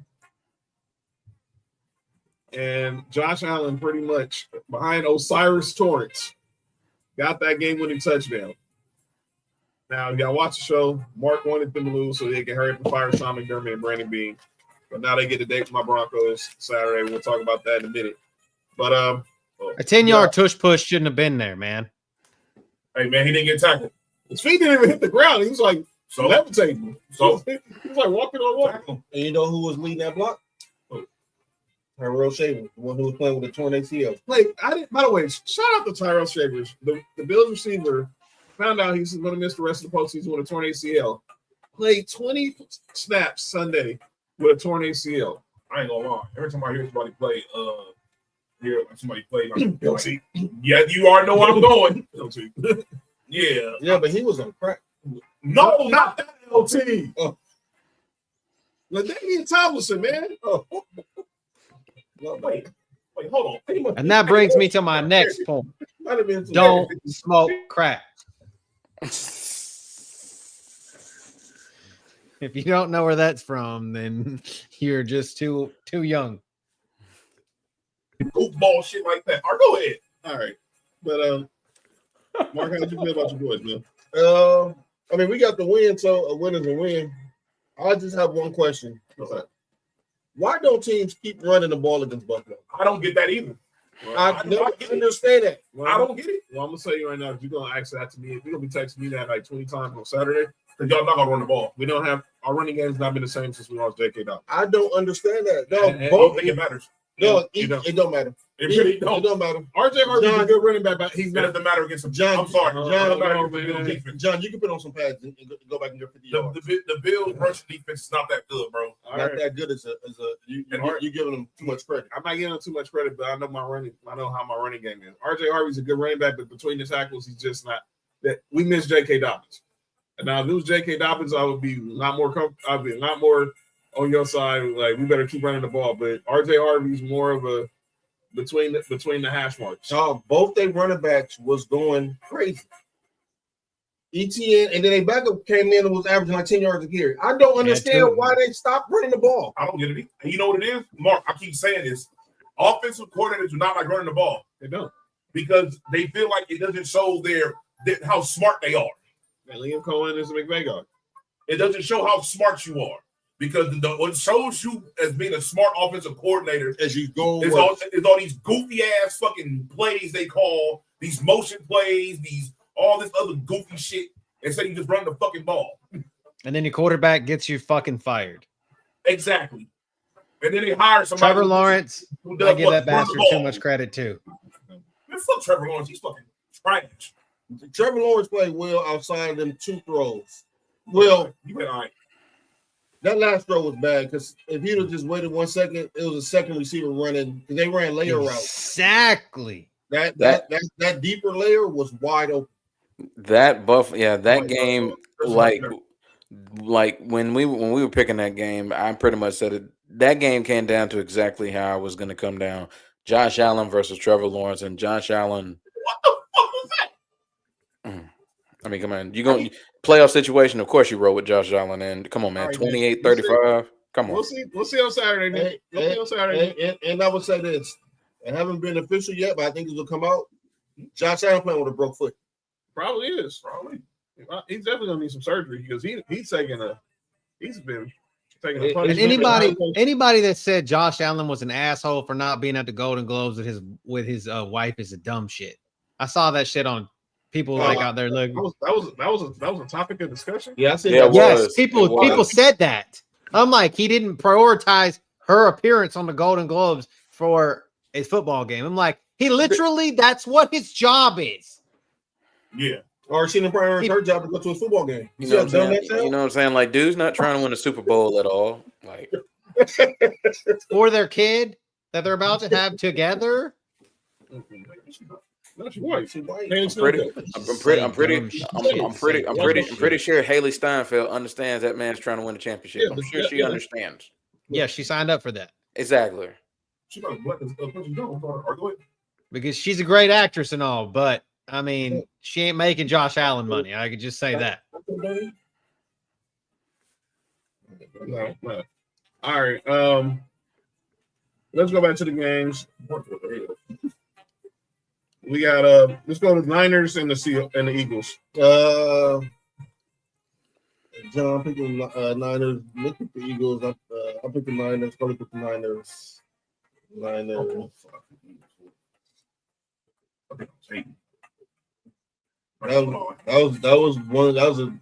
have four really good games. Panthers, Bears. It sucks that George Kittle got hurt. Of course, yeah. George Kittle, one of my favorite players in the field that don't play on my team. Yeah, he's like top 3 for me. Yeah. Don't know what people talking about. George Kittle left that game with a torn Achilles. I saw it too. In a real Next season too. In a real G fashion, he called the owner and said, "Send him on the tequila down here." Yep, and he did. You hated that for him though. You hated that for him though. 30. I think that one more year. Yeah, bro. Yeah. These injuries starting to stack up. Yeah, it's right. This is like his 9th season in the league. So he's going to the Hall of Fame. So yeah, Best 49ers tight end ever? Or is Vernon Davis better? he's better than Vernon Davis. Better than Vernon Davis. I'm taking him over. Better than Vernon Davis. I want winners. Better than Vernon Davis. You said Luka Renzo? No, Delaney Walker. Oh, Yeah. So, But it's what's weird though. Is a lot of people don't remember him. A lot of people don't remember Delaney Walker was a 49er. They always remember him as a Titan, which is weird. I don't know why. Because he was a blocking tight end up over there, basically. Yeah, and then he got let loose by Tannehill. Yeah, ain't that crazy? That's insane. He had his best And Arthur Smith, and Matt LaFleur of all people. Trunks. I know he's good. I got him on a couple of my parlays for this weekend. Oh, Tonjes is not a scrub. I never said that one bit. Yeah, no, he's good. And then the Sunday night game. Thiago Splitter. Yes. He the coach? He's the interim coach. He coaching it while Chauncey's does. You know what I'm saying? So the Patriots defeat the Chargers. My bad. I hate when they kill. I can't say nothing. My bad. Look, man. Me and Nick been saying this all day, and people might think we looking like haters because looking like haters because of who our teams are. If I said it then, I'm gonna say it again. And Nick said it earlier. Justin Herbert got to look in the mirror. It's time. Look, the first game you lost, you had a 21-point lead. You blew it to Jacksonville. Last year against Cody's Texans, was it 27? Was it 27? It was 27. It was like one of the biggest blown leads in playoff history. 24. I think it was 24 points because I was watching that game. It was 27-3, right? I was watching that game. Me and my buddy Brad, he's a Jags fan. We were in Orlando at Disney watching this. His wife and kids and my wife and my daughter. We were at place watching that game, and we left at halftime because they were beating the shit out of the Jags. And we left, and we're like, all right, we're gone. And we get back to the room, and then the Jags just surmountable comeback. And I'm like, yeah, what the hell did I just watch? So yeah, it was. I think you're right. It was 20. I think it was 20, 27 or 24. It was either way. It was 3 touchdowns or 4 touchdowns. No way. And then last year against Cody's Texans, he has 4 interceptions. Look, and then Sunday against New England. We talk about how bad the O-line was, but like I said, if the O-line would have got to the Super Bowl, they would have kissed. They would have been so much. With that same O-line, they got to the playoffs. And they was in contention for the division until they lost to the Texans week 17. You were right, Mark. It's 27-0 or 27-7. 27-7. 27-7, and then Jags. Jags, they scored a whole 3 points in the second half. The Chargers call it the Brandon Staley special. Man, no, that's a Chargers special. That's the Chargers being the Chargers. But now, when it comes to what happened Sunday, he left a lot of plays on the field too. Yes, he did. I'm gonna call it this. And this comes with being a great quarterback. Peyton Manning went through this. Lamar had to go through this. He's still going through it because, he's still going through it. But, I do want to say something to Chargers fans about. They talk about how bad the offensive line was. John, I don't want to say it. Who had the worst time, the lowest amount of time to throw? If I'm not mistaken, that would be one Josh Allen. You know what's even bad? The Patriots have 11.5 sacks for the season. Mm-hmm. As a team. And they have the worst pass rush in the league. Somebody have worse less than us? That's crazy. They have the worst pass rush in the league. Like by far. And the thing is, some of those plays, go back to that chart. Who had the most time? Justin Herbert. Yeah. How do you have the most time with the worst offensive line against the worst pass rush in the league? Does that even sound right altogether? No, it sounds like an oxymoron. It makes no sense. But you can't say nothing bad about Justin Herbert. I know that. And look, and I'm a guy that told people, y'all remember, I was telling Charger fans, they got their guy in Justin Herbert. But everybody was like, oh, we don't know. He's a guy. There's no doubt about it. But dog, has anybody forgotten what my team does? Like, has anybody forgotten how bad our offensive line is? Yes. Our offensive line is fucking dog water. Yeah, your offensive line is pretty bad too, but y'all defense make everybody forget about it. Yeah, that's what I'm saying. Because Justin Herbert doesn't show where he is. JT, that's what it was. And then, like we said, and then we talk about this game Monday. Cody's Texans.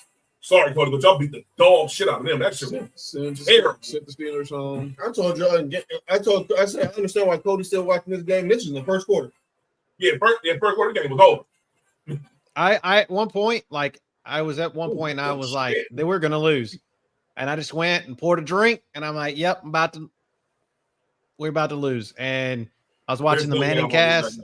And I was praying to God that J.J. Watt, because J.J. Watt was there, we're going to end up winning. And J.J. Watt leaves, and then Roethlisberger comes on, and we just start running the pill, man. So. Woody Marks get that. It was a Woody Marks touchdown. First 100-yard game he's had all season. That's what's crazy to me. Wow. Hey, I have a question. Mm-hmm. What the fuck was T.J. Watt? That's the question everyone's been asking. I think he has like 1 sack in all his playoff games. He's played in 5. 1. But everybody says that he's better than JJ. He's not better than JJ. He's not better than JJ. He's not. I don't give a fuck what. No. Better than JJ and what? Better than JJ who? No, exactly. His brother. That's only JJ. JJ Hickson? Yeah, that's it. People see TJ, and I get it. When he's on his game, he's a tremendous pass rusher. I think a lot of people highly underestimate just how good prime JJ Watt was. rushing from the MVP inside. votes. Exactly. Rushing as a defensive end, rushing as a defensive tackle, and then putting him. I mean, people just don't understand just the value JJ Watt brought. He was in another tier at his peak. That's this. Why was JJ Watt contemplating coming out of retirement to play for the Steelers team? He said it was only 2 plays he would come out of retirement. He was going back to the Texans, or he was going to play. He just wanted to play. He just wanted to play with his brother. That's all. He said that last night. He said that last night because he wanted to play with his brother. There was only 2 times that he didn't want to steal money from his brother. Yep, that's the only reason why he didn't come out of retirement, because he felt he would have took money off from TJ's negotiations. Yep, he would have. Yes. Jimmy Butler should have shut the damn ball. And the thing is, JJ Watt is actually, when you look at his size and stature, he is a perfect 3-4 defensive end. Yes, for sure. He's going to skate into the Hall of Fame. 6'6", 285 is what he played at. He's a perfect 3-4 end. Perfect. Yep. He's going to skate into the Hall of Fame. He's probably there already. He's my favorite player of all time. Give my jacket. Don't even waste your time. Give me my jacket. I don't know why y'all voting. They might as well go fit that man for the jacket. He's in. He's getting the Hall of Fame. Favorite player of all time, like literally favorite player of all time. I don't watch soccer, but when I went to England last year. Obviously we were in Burnley because that's where my father-in-law lived, but I made a trip specifically to where JJ Watt owns the soccer team there in Burnley, just to fucking buy a shirt that was a JJ Watt Burnley soccer team shirt. So just so that I had it, because it's literally one of those guys, So Champ. Speaking of shout out to Champ. He makes the case of how JJ Watt should have won MVP that year. Yes, a lot of people did. We met. Yeah. Yes. He should have won. Over Tom Brady, right? That was Aaron Rodgers. Aaron Rodgers. It was Aaron Rodgers. Yeah, for sure. Dog, he was the best player in the league with Tom Brady, Aaron Rodgers, Peyton. Yeah, he was the best player in the league. Yeah, if you look at it wasn't close. Yeah, like if you're talking about the criteria of value, I mean, it wasn't even close, bro. Yeah, this motherfucker had 20 sacks 2 times. The only person to ever do it. And then look, he got hurt and came right back and had 17? Like, come on, bro. He got hurt and people thought he was done, and he went to Arizona and still got 11. I mean, you got to think, like, in 2017, he only played 8 games between 2 seasons, and that was the problem. That was the only thing. But 2014 alone, 2015, 2014, JJ Watt were just top-tier defense at its best. And I will die on that. I would die on that hill. Hey, he was so good. He literally made everybody around him better on defense. I mean, I know where you guys have Reggie and at defensive end, like probably top 2 in y'all's opinion of all time. Well, JJ Watt to me I can make a case for it, so just because. Him a defensive end, because in the 3-4 scheme, that's 3 defensive tackles. He's a defensive tackle. Yeah. People call him a defensive tackle, so he's a defensive tackle, bro. But the way he plays is so crazy. People can't fathom that he's a defensive tackle. He played defensive tackle at Wisconsin. As far as defensive ends, he was a tight end. He was a fucking tight end in Central Michigan. Yeah, exactly. Who's y'all's GOAT defensive end? Well, theirs is Bruce Smith, but I got Reggie. I got Reggie. I ain't had Bruce Smith though. Bruce Smith. I don't know. It's not that I love Bruce Smith. I just look at how long Reggie played, and like the dude made 2 all-decade teams.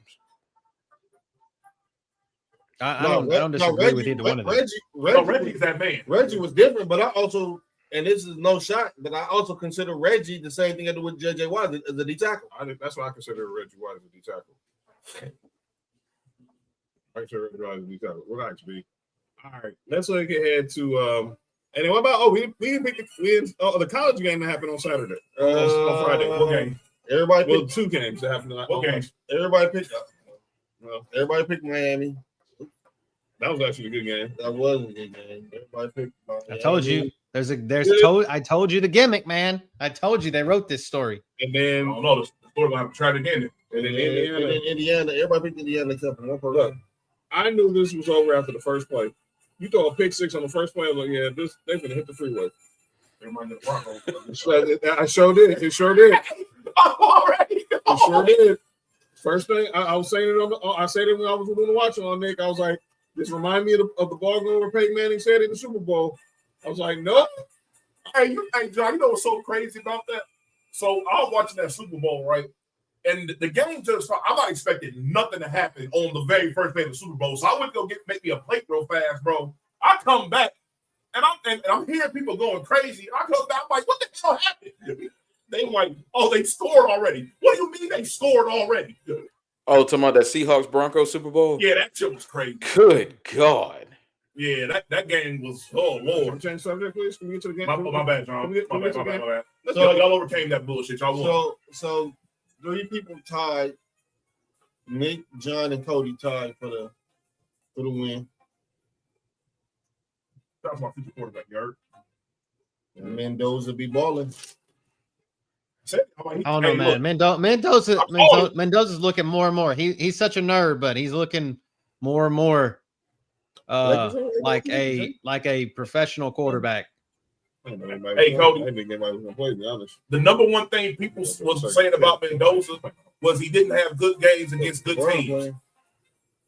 I think in the past 3 games he's had. He comes out and dog walks. He comes out and dog walks Miami on Monday night. Oh yeah, bro. That problem that shit's behind him. Yeah, yeah. You throw that narrative out the window. That narrative should be done for already, but it's for sure. Yeah, I think that narrative should already be gone. I mean, you dog walk Alabama, you dog walk Oregon. I mean, yeah, that narrative should already be gone. And don't get Ohio State. And he beat Ohio State. Beat Ohio State too. Yeah, those are 3 very tough games to play in back-to-back points. 81 points. Yeah, I think that narrative should already be gone. I know people are going to try to hold it, but yeah, I think that narrative should already be gone.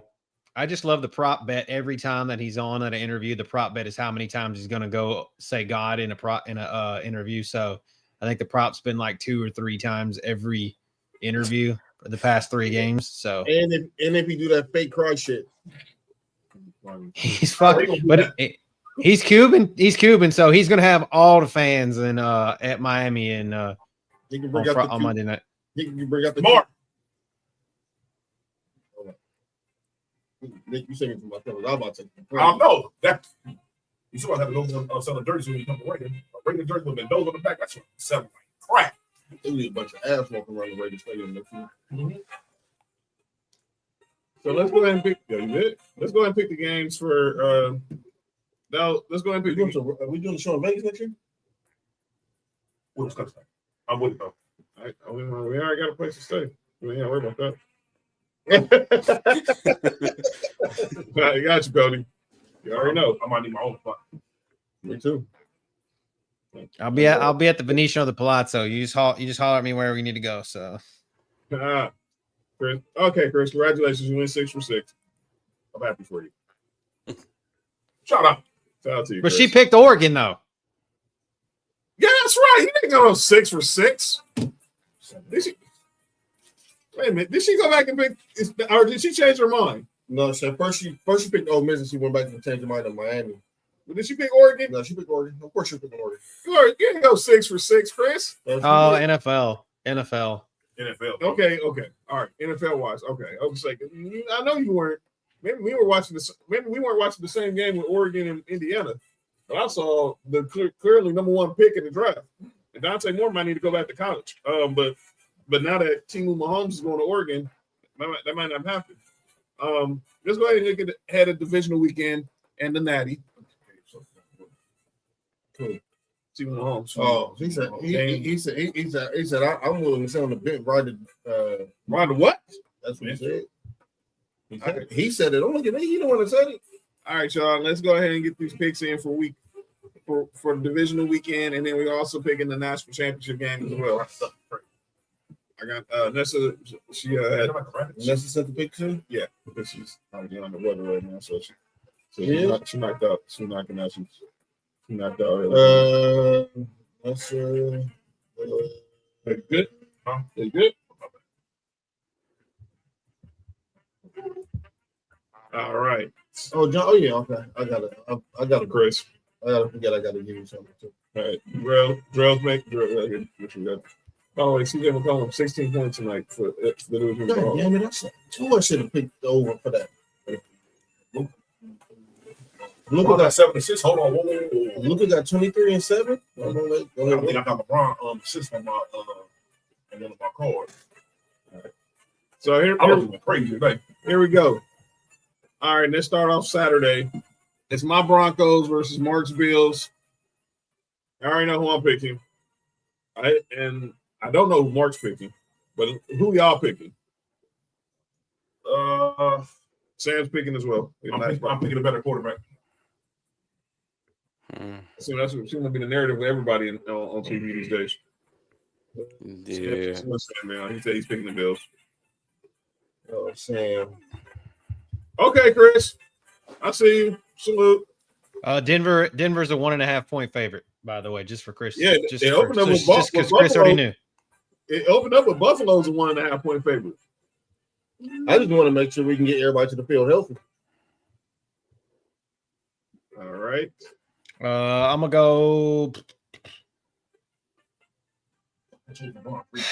Man, I really feel like the Bills. This is just. Yeah, I have to go this because I picked the Bills as a Super Bowl pick, so I want to kick their ass again. So did I. I don't think we can beat you guys again. I beat you guys, so I think we can beat the Bills.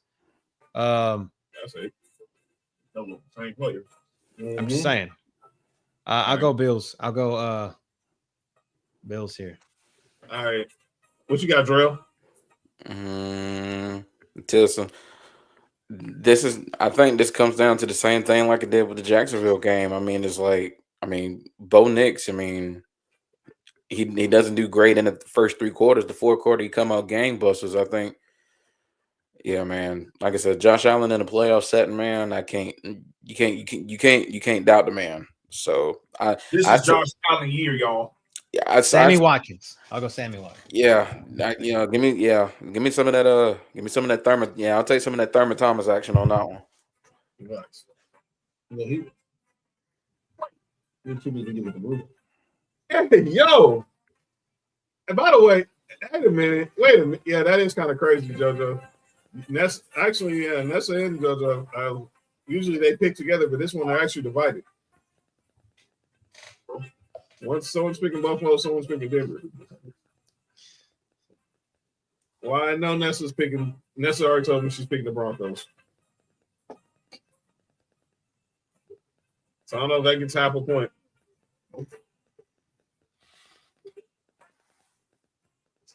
All right, next. So Nick, who you picking? Nick, who'd you say? I'm picking a better quarterback. I got OJ Simpson. You said a better quarterback. You said OJ Simpson. The heck? Yeah, I'm picking the Bills. That's a killer. Hey. That's a killer pick. Hey man. Hey y'all leave the UFC legend alone, man. RIP. That man didn't do it, but he for sure know who did. I'm roll here. All right, Mark. What you gonna do? I'm gonna roll here. Yeah, really? Okay. Give me the Broncos. Okay. I know what you're doing here, but okay. All right. Well, all right. You can't. Hey, but here's the thing, though. You can't go from OJ Simpson and into Bronco. Like that ain't a good look. Hey, that's crazy. I didn't even think about that. That was the killer pick. No. Hey, that's a stabber, boy. That's a stabber. No. He did not just say that. That's a stab. Yeah, he took a stab at that one. He took a stab at it, boy. I'm telling you. I'm telling you. All right. Next game, we got the Seahawks and the Niners. I know, JT, they wild, man. Oh man. Seattle's a 7.5 point favorite here. Wait, was it a Colombian next to the Yeah. All right, go ahead. Wait. Seahawks and Niners. I'm calling this right now, y'all. This game the Seahawks about to hit the free weight in this game, bro. I can see it happen. So you got yeah. You got Sean Alexander? And there's 12 million kids. He's got 14, doesn't he? Isn't it like 14? I know you're Something like that, yeah. No, he Maybe went to Bama. He went to Bama. Boy, him and Phillip Rivers in competition, boy. Yeah, they know. And Sean Kemp. The rest of them all in one sheet. So that shit come out on the field. Crazy. I think like the last 5 was Sean Alexander and his current wife. I think about Sean Kemp. All right, who y'all got? Who everybody got? Chris got the Seahawks. Sam got the Seahawks. Everybody got the Seahawks, huh? Yeah. Give me Give me Jerry Rice. Give me Walter Jones. Hey, Cody. chill out, Cody. Cody. Sorry.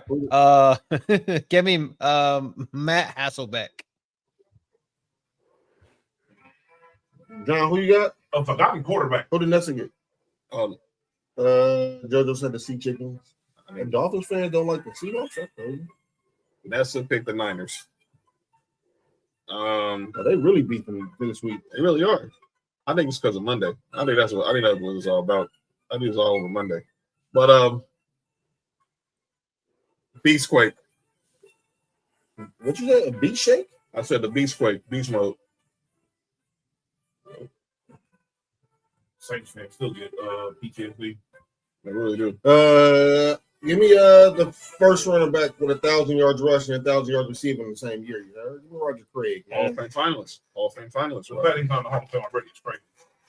All right, let's go to Sunday. Sunday. Cody's Texans versus the Patriots. Woo! What a game. New England 3-point favorite. This is gonna be At a home. game right here. In Foxborough. Oh man.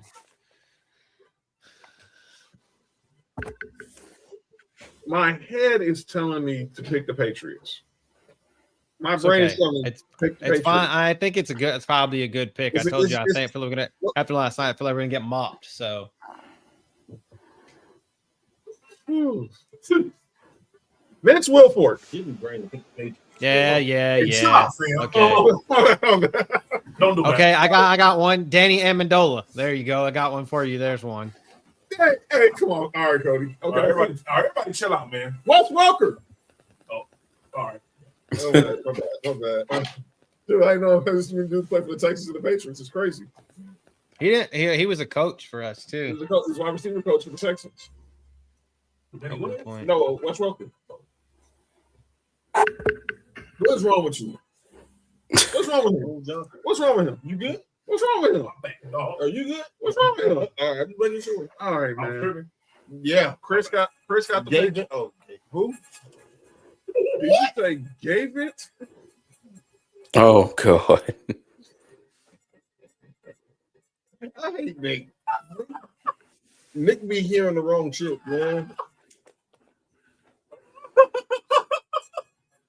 Jake Raby out here practicing half-court shots. Who? Put a don't connect. No, Jake Raby. What dog? Why everybody in the locker room? Hey, talk about, man. Right. Hey, what dog connect? Yo, Dude. what we doing? Yeah, bro, man. Just go, I mean, you ain't that sorry, bro. Stop it, man. Chris got the Patriots. Sam got the Patriots. Yeah, I think I got the Pats too. I hate picking I'm gonna Patriots. go- I think I got Patriots too. Hey, Cody, if you lose, we win. You're a genius, but yeah, Man, hold on. Let me get JJ. you got Justin James. And go with the first ever Houston Texan, David Carr, Oh wow, a Super Bowl champion, by the way. Max. he is number 1 overall pick. Who you gonna Super Bowl with? Giants. The Giants is Eli's backup. He might back up. JT, this is still wild as hell when everybody says it. Give me Mr. Happy Endings Watson. Who said that? JT's he's talking about Deshaun. He's not talking about me. Mr. Happy Ending Ones. Be clear. He's talking about Deshaun. He's not talking about me. Well, Relax. speaking of Mr. Happy in the Yo, what's wrong with you? We would like to say What's wrong with you? 85% off on Yo, the you good? on Yo, the you good? OnlyFans. Hey. You good? Hey, I'm gonna give a quick shout out to Brandon in the block. That's Mr. Touch My Body. That's what I'm right here. That is. Brandon from the block. Yeah, Brandon. Like no, like it was a clip. It was a clip from I think it was from the not this past season, but the season before. And Commanders was playing the Browns were playing the Commanders, and Brandon was going to pick the game, and he was comparing the teams, and he flat out called Deshaun Watson Mr. Touch My Body. That was like the clip of the year. That was the clip of the year. Well, you got Texas or the Patriots? I don't know. Yeah, we're going to. Give me. I'm gonna go Mario Williams on this one. God, don't say that name around Mark. Oh my God, don't say that name around Mark.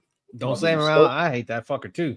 Yeah, he didn't steal money from y'all. Well, he actually did, huh? Man, fuck that. He got to wait till the draft. He actually did steal money. He actually did steal money from him because that was the pick that should have been Reggie Bush. Oh, and who was y'all quarterback that year? That was still David Carr. It was still Carr. Before they got matched up, it was still David Carr. They still got Matt Leinart. And then we ended up with Matt Leinart. Fucking piece of shit. Yeah, I got him too late. His spirit was already broken. No, too late was out of SC. All right. Hey, Mark. JoJo, you picking the Patriots or the Texans? Who the Patriots? Hey, I think Bro's spirit got broken in that Bears game. It really did. He was never the same. And Dennis Green was RIP. Dennis Green coaching career wasn't the same after that either. Dennis Green knew this dude was going to get him fired. We picked Mario Williams. We picked Mario Williams, right? We could have had Reggie. We could have had AJ Hawk. We could have had Vernon Davis. We could have had Dante Whitner. We could have had Haloti Nada.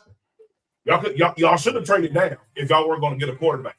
Fucking blame Charlie Casserly. Antonio Cromartie. His 47 kids. Wait, that was Charlie Casserly. Yeah, Charlie Casserly was the GM when they took Mario Wynn. All right, all right, in the last game on the NFL side. Okay, in the last game on the NFL side is is the Rams versus the Bears. Y'all good? Hey, what's the weather gonna be like in Chicago? It's expected to be cold. But let me see. No snow? No, I don't even know snow. They thought it was supposed to snow Saturday. It did in the pregame. My bad, dog. This dude, something wrong with this dude.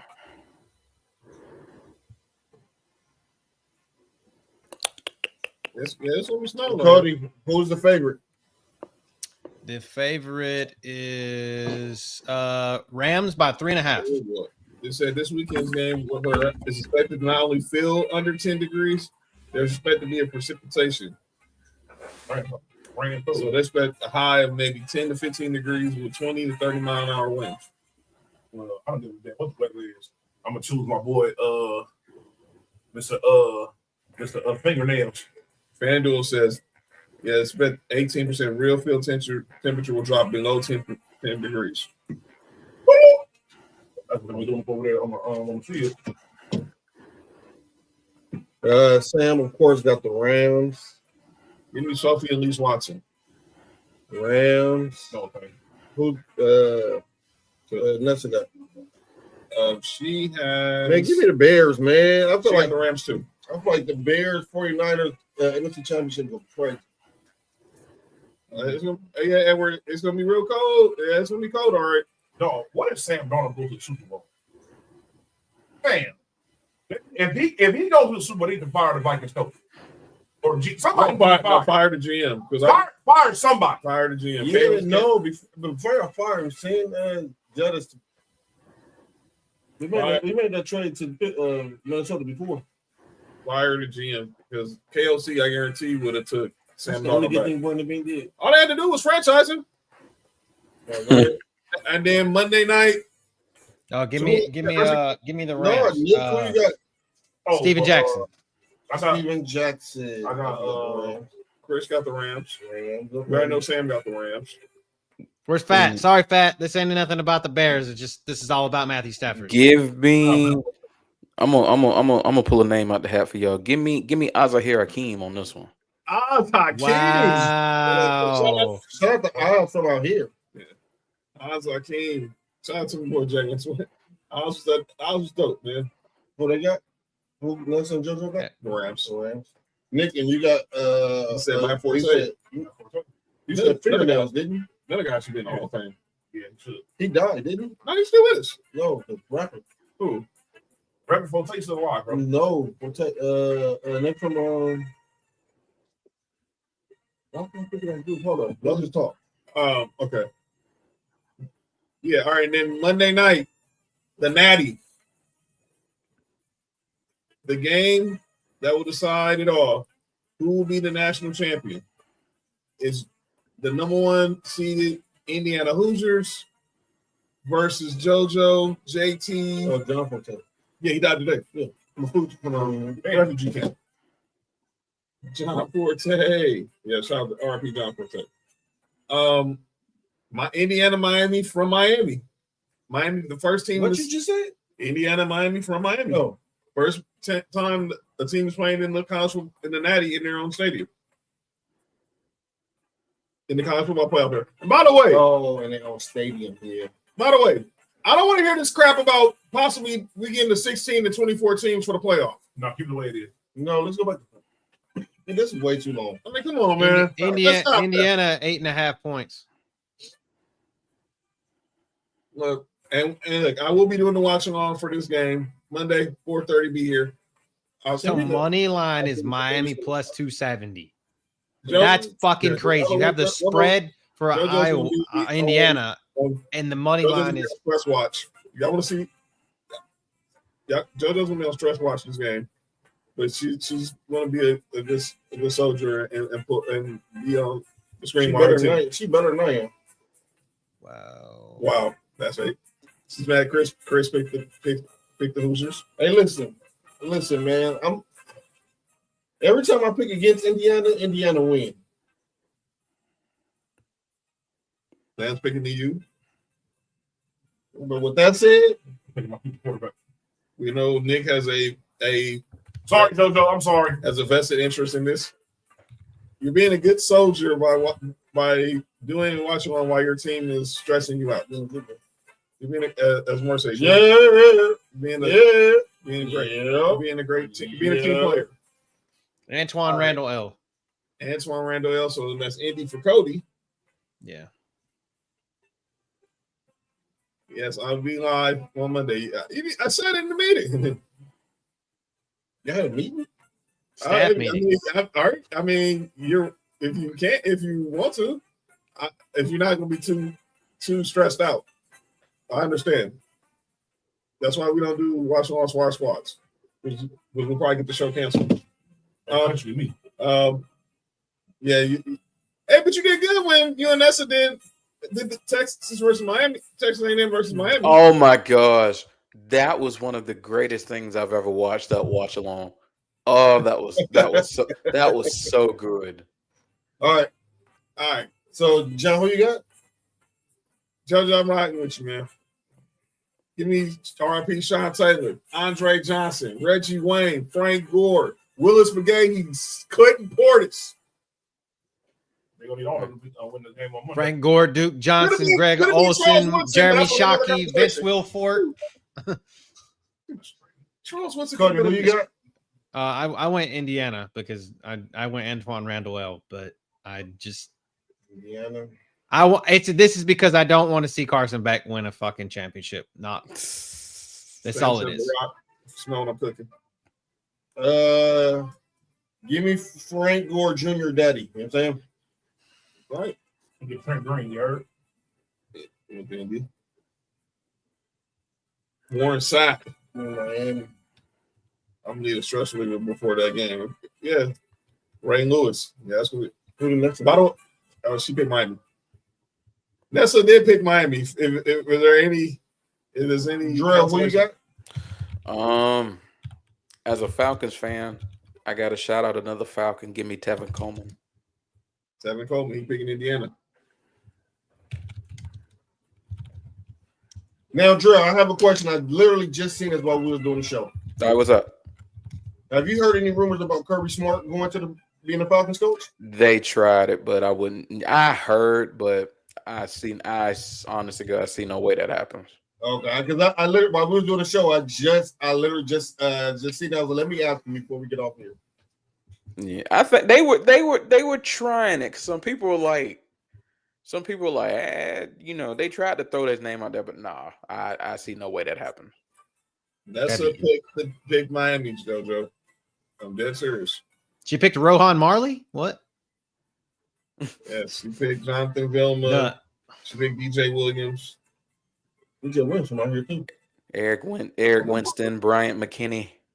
This is insane. Like, it's crazy. Like, I mean, I can name just about as many or more Miami Hurricanes players than I can even Georgia Bulldogs.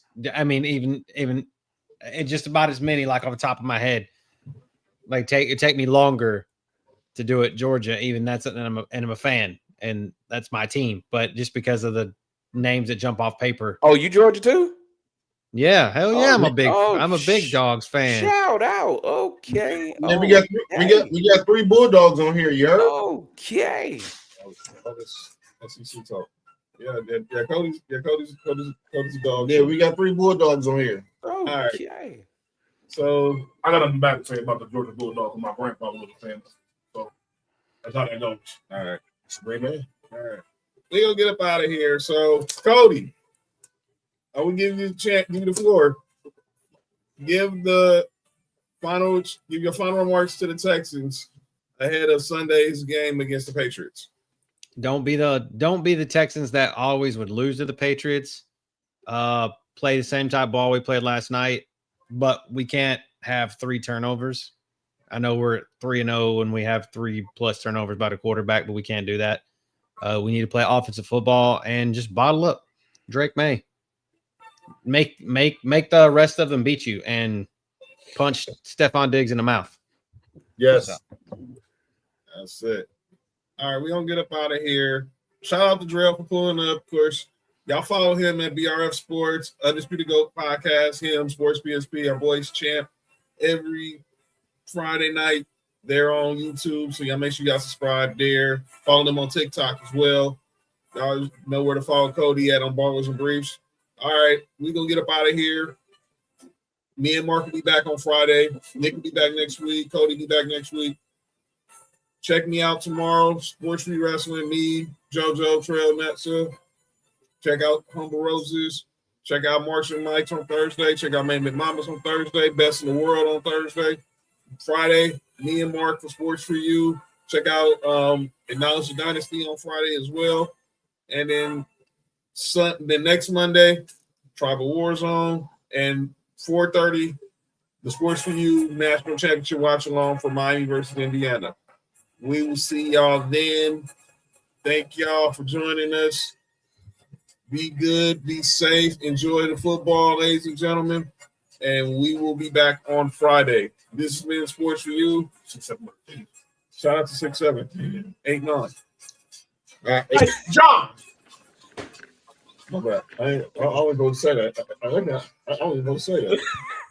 I'm glad John said that because I was about to say something crazy. But go ahead, John. I'm John. That's Mark. Oh, Kirby Smart will call that name. That's Lee Freeze. Yeah, sir. By the way, y'all lay off that reporter from Jacksonville. That's Facts. That's Cody. For real. That's real. And we'll see y'all on Friday night. Be